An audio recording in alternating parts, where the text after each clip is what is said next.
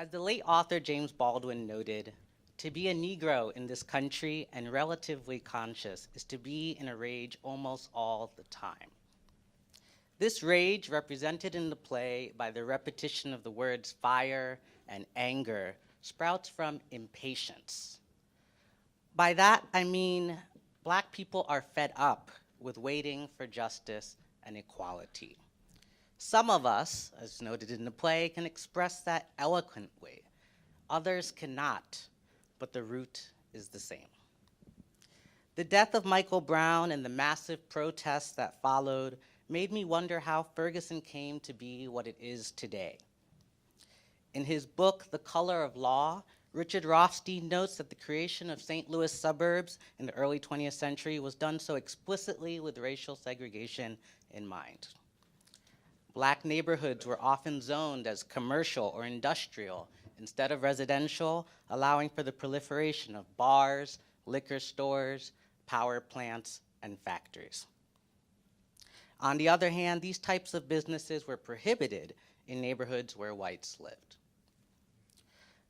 Zoning ordinances, compounded by redlining, the lack of access to federal mortgage loans, such as the FHA and GI loans, and other unethical realtor practices, led to disadvantaged Black neighborhoods, such that by 2014, when Michael Brown was shot, there was a substantial wealth and education gap between Black suburbs like Ferguson and white suburbs like Crestwood, where Darren Wilson lives. Similar inequality was orchestrated in cities across the nation, including right here in Milwaukee. As many of you might know, this is a very diverse city, but the moment you leave the city bounds, our suburbs are 96% white. What's masterful about this play is how it creates a puzzle composed of different perspectives across race, class, and gender lines. However, one piece is missing to complete it: our interpretation. Since no two pieces portrayed in the play are the same, we, as spectators, must reflect on the themes presented to reach a conclusion to finish the puzzle. As the play's title so beautifully expresses, so many of us are blissfully ignorant of rising tension until the flood occurs. But by that time, it's too late.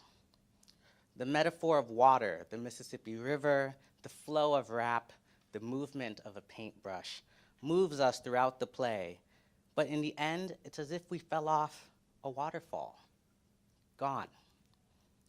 Jolted by the reality of emptiness and death, the play's last words are a call to action.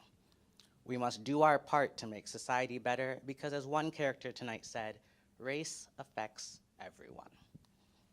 Judgments, positive or negative, work both ways and have a profound effect on the upbringing of our children and those around us and our worldview. Recognizing and reconciling with the psychic effects of prejudice is the first step in moving forward.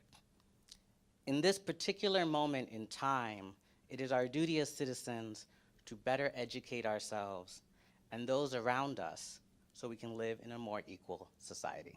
Thank you.